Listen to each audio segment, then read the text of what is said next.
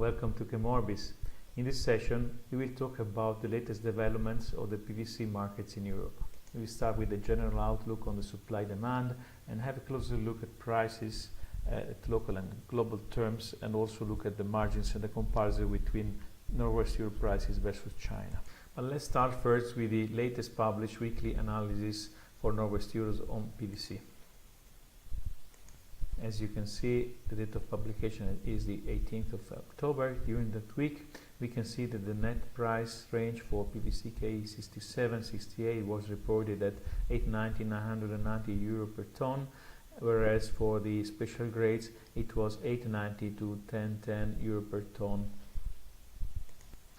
On the right hand of the report, you have the column dedicated to feedstock and monomers, where you can see the crude oil and naphtha price for the last 5 weeks, and also the last 5 weeks spot monomer price in 3 areas: Far East, US and Europe. On average, we think that the prices reported are 15 euro per metric ton higher versus September's level, and the supply situation is quite good, whereas the demand is starting to slow down due mostly to seasonal situation. In the import market were reported some American origins like Mexican and material from the US.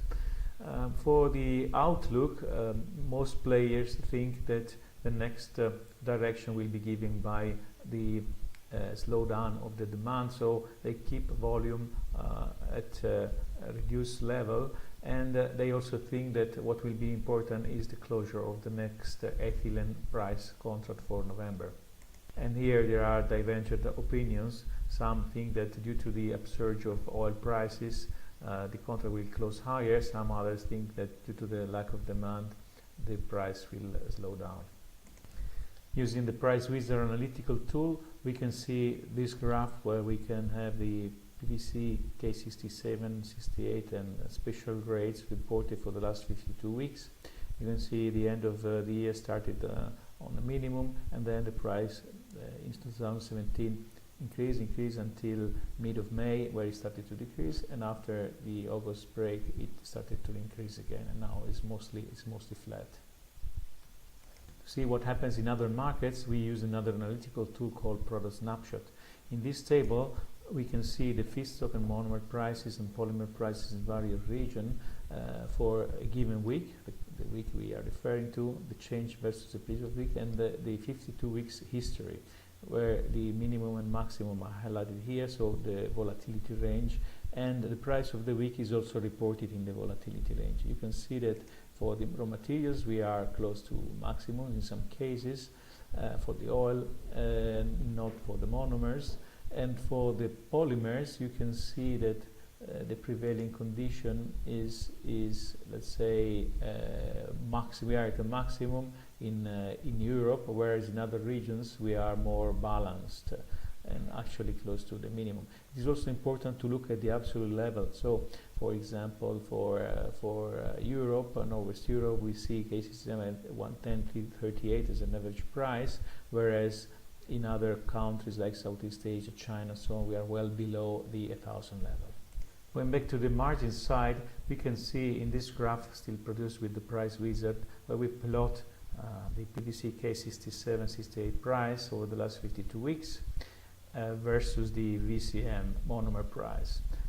We can show actually the difference between the two data series, and you can see basically what is called the margin, theoretical margin of a producer, where it was very small or compressed during the first part of 2017, and now it's quite ample. The margin is the pressure the producers feel when they can give or not more flexibility on their pricing strategies. On this chart instead we plot the K67 price in Europe versus the same polymer in China. Why is China important? It's because it's a reference market. When that market achieves the maximum, it will take another 3-4 weeks or more for the same to happen in our country, in Europe. So for example, here in this period, end of June, it was touched a minimum for the China market. and it took another 4-6 months to achieve the same minimum in Europe. And now, interestingly, look at this maximum touched by the Chinese market on the middle of September, and then from then the prices started to go down.